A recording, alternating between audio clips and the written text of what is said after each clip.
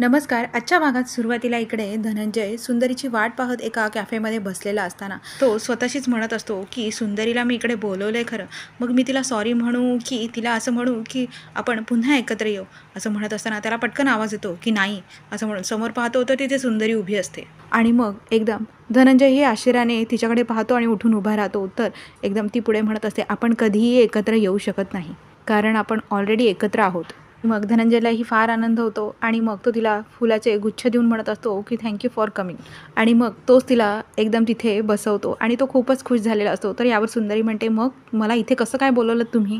तर यावर धनंजय म्हणत असतो, इथे कारण कामाच्या व्यापामुळे तुम्हाला कुठेही जाता येत नाही, तुमच्या स्ट्रेसमुळे तुम्हाला कॉफी पिता येत नाही, म्हणून म्हटलं कॅफेला भेटूया.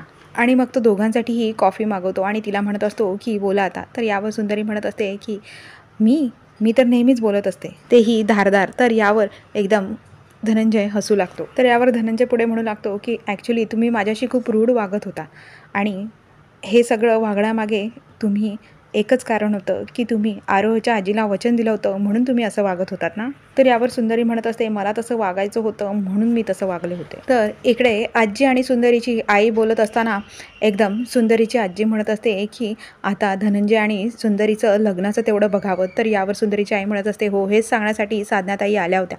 तर एकदम सुंदरीची आजी म्हणत असते की म्हणजे त्यांनी बरं झालं माफ केलं, मोठ्या मनाच्या आहेत. तर यावर सुंदरीची आईही म्हणते, हो ना, म्हणजे दुसरं कोणी असं तर नसतं काही माफ केलं.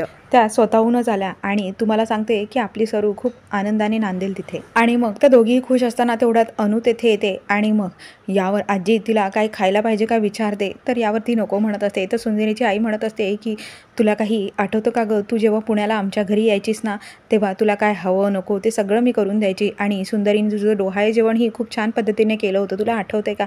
यावर अनु म्हणत असते की नाही आठवत, पण आता कधी आठवणार हे सगळं, माझ्यामुळे तुमच्या सुंदरीला किती त्रास आहे असे अनु पुढे म्हणत असते की म्हणजे सावी माझी मुलगी असून सुद्धा सगळी जबाबदारी सुंदरी उचलती आहे आणि माझ्यामुळे तिच्या आयुष्यात किती मोठा अडसर निर्माण झाला आहे. तर यावर सुंदरीची आई म्हणत असते, अगं पण आता तुझ्या हातात असताना तू काय मुद्दाम करतेस का, तर तू केव्हा सरूला मोकळं केलं असतंस.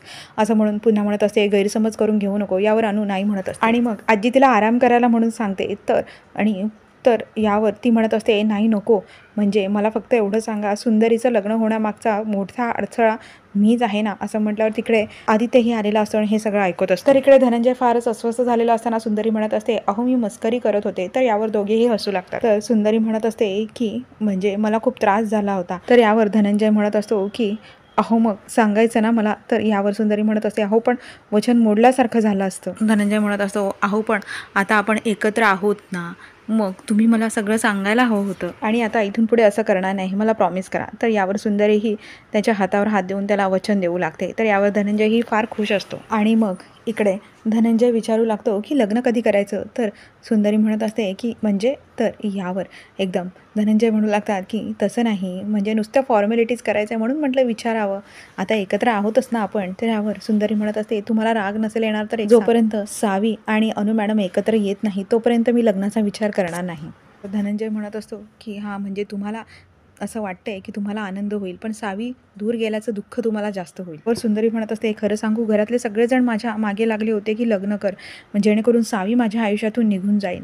पण मला माहिती होतं, खात्री होती एक माणूस तसा विचार नाही करणार आणि माझी खात्री खरी ठरली. त्यावर धनंजयही म्हणतो, मला सगळ्या गोष्टी माहिती आहे, तुम्ही कुठल्या गोष्टीला काय रिॲक्ट कराल आणि तुमचं जरा ॲटमॉस्फिअर चेंज होईल म्हणून मी तुम्हाला इथे बोलावलं. मग सुंदरीच्या हातावर त्याने हात ठेवलेला असताना सुंदरी त्याच्या हातावर हात देऊन म्हणत असते की थँक्यू सो मच, मला खूप हलकं वाटलं मला समजून घेण्यासाठी. मग धनंजयही एक वचन देतो, जोपर्यंत सावी आणि अनु एकत्र येत नाही आणि सावीच्या समोर आदित्यचा खरा चेहरा येत नाही तोपर्यंत मी लग्नाचा विषय काढणार नाही. मला माहिती आहे जोपर्यंत माझी मेमरी परत येत नाही तोपर्यंत मी सावीला माझी मुलगी आहे असं तिला सांगू शकत नाही आणि जरी सावीला सांगितलं तरी सुद्धा तिला मी तिची आई आहे हे कळेपर्यंत, हे पचेपर्यंत थोडा वेळ जाईल आणि जोपर्यंत सक्षम होत नाही तिला सांभाळण्यासाठी तोपर्यंत सगळी जबाबदारी सुंदरीवर राहील आणि तोपर्यंत सुंदरी लग्नही करू शकणार नाही असं अनु इकडे आजीला आणि आईला सांगत असते. आणि प्लीज तुम्ही तिला सांगा ना की म्हणावं माझ्यात अडकू नको, माझ्यामुळे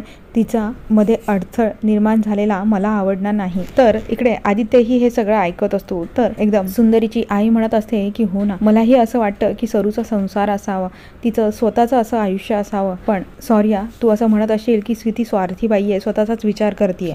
तर यावर एकदम अनु म्हणत असते की नाही, तसं काही नाही आहे, उलट माझ्या वतीने सांगा तिला लग्न करू म्हणून.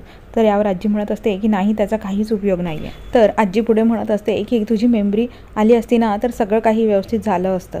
कदाचित तू जर असं म्हटलं असतीस की माझं आदित्यवर प्रेम आहे आणि सावीसाठी तू त्याला माफ केलं आहे, तू सावी आणि आदी एकत्र राहायला तयार आहात, असं जर तू सांगितलं असतंस तर कदाचित सुंदरीने लग्नाला होकार दिला असता. जाऊ दे, तुला तर काहीच आठवत नाही, बघू पुढच्या पुढे, देवाच्या मनात असेल तसं होईल, असं आजी एकदम म्हणू लागतं. तर इकडे आदित्यने आजीने बोललेले सगळे ऐकलेले असते, म्हणून तो मनात म्हणत असतो आता हीच आयडिया आता अनुच्या मनावर बिंबवायला हवी. तर इकडे अनु विचार करत असताना म्हणत असते की कसं आठवून मी सगळं, मी काय करू म्हणजे सुंदरी लग्नाला तयार होईल. तर यावर आदित्य तिथे येऊन म्हणत असतो मी काही मदत करू का म्हणू.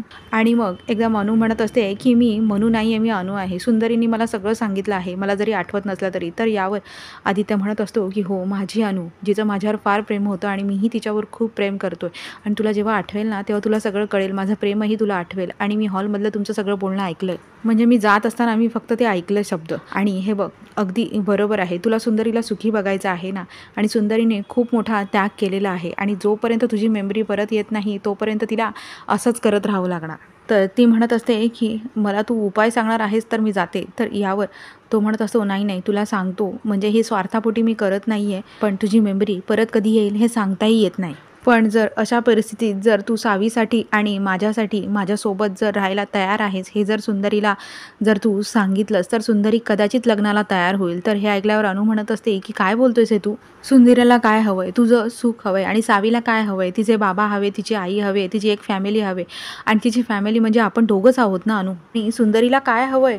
तर यावर अनु म्हणत असते की हो, पण आता सुंदरीला हे सगळं कसं कळेल. तर यावर आदित्य म्हणत असतो हे सगळं तुला सांगावं लागेल, तू जर तिला सांगितलंस की तुला माझ्याबरोबर आणि सावीसोबत संसार करायचा आहे तर कदाचित ती हे सगळं एक्सेप्ट करेल, आणि आता सगळं तुझ्या हातात आहे अनु, असे तिला म्हणू लागतो. आणि मग अनु तिथून निघून जाते. तर इकडे आदित्य स्वतःशीच म्हणत असतो की अनुला बहुतेक पटलं आहे हे, आणि प्लीज अनुचा आणि माझा आणि सावीचा संसार पुन्हा नव्याने सुरू होऊ दे. तर इकडे सुंदरी आणि सावी गप्पा मारत बसलेले असताना तेवढ्यात अनु तेथे डोकावते. तर यावर सुंदरीही पटकन जाऊन विचारते की काही काम होतं का, काही प्रॉब्लेम वगैरे झाला आहे का. तर अनु एकदम पाहते आणि म्हणत असते की बाहेर जाऊन बोलूयात का. तर यावर सावी एकदम पळत येते आणि सुंदरीचा हात धरून म्हणत असते आई तू कुठे नाही जायचंस मला सोडून. तर एकदम सुंदरी म्हणत असते सावी असं का बोलते तू, आपल्या घरी पाहुण्या आलात ना त्या. तर यावर एकदम अनु म्हणत असते ठीक आहे नंतर बोलूया आपण. मग अनु ही अस्वस्थ होऊन तिथून निघून जाते. तर सावी एकदम सुंदरीला म्हणत असते की एक विचारू का, त्या मॅडम आपल्या घरी का राहतात. तर यावर सुंदरी म्हणत असते असं का विचारतेस तू. तर यावर सुंदरी ही म्हणते की अगं असं का विचारतेस तू. तर यावर सावी म्हणत असते अगं पण बाबांनी मला सांगितलं होतं की या बाई सतत भांडत असतात आणि चांगल्या नाही आहेत म्हणून, मग आपण त्यांना घरी का ठेवून घेतो. तर यावर सुंदरीच्याही मनात येते मला वाटलंच होतं आदित्यने असं काहीतरी केलं असणार, म्हणूनच ती अनु मॅडमपासून लांब राहतीये. मग सुंदरी ही पटकन दरवाजा लावून घेते. तर सावी म्हणत असते की त्या सारख्या का माझ्याकडे बघतात, त्या काय वेड्या आहेत का. तर यावर सुंदरी म्हणत असते असं काय बोलतेस सावी तू, आणि मी तुला असं शिकवलं आहे का, मोठ्या माणसांच्या बाबतीत असं बोलतात का. आणि म्हणत असते हे बघ सावी, त्या खूप चांगल्या आहेत आणि त्या वाईटही नाही आहेत, आणि त्यांचं तुझ्यावर खूप प्रेम आहे, माझ्यापेक्षाही जास्त, असं नाही बोलायचं इथून पुढे. तर सावी ही एकदम माफी मागू लागते आणि कान पकडते. आणि त्या माझ्या बेस्ट फ्रेंड आहेत, आणि आपल्या आजीला कसा विसरण्याचा थोडा त्रास आहे तसा त्यांना थोडासा त्रास आहे, आणि त्यांना असं एकटं सोडणं बरं नाही ना, म्हणून आपण त्यांना घरात ठेवून घेतलं आहे. तर यावर सावी विचारत असते मग त्यांचं कुणी नाही आहे का, आई बाबा मुलं. सुंदरी म्हणत असते आपणच त्यांचं सगळं काही आहोत. तर यावर सावी पुन्हा माफी मागून म्हणत असते मी पुन्हा असं नाही बोलणार. तर सुंदरीही एकदम तिला जवळ घेते आणि तिचे लाड करू लागते. इथेच आपल्या आजच्या मालिकेच्या भागाचा शेवट होतो. तर मित्रांनो आता आणि तिला खरं कळल्यानंतर नक्की पुढे काय घडेल बरं, हे सगळं जाणून घेण्यासाठी आपल्या सर्वांशी मराठी या यूट्यूब चॅनलला नक्की सबस्क्राईब करा, तसंच बेल आयकॉनलाही क्लिक करा. तोपर्यंत धन्यवाद.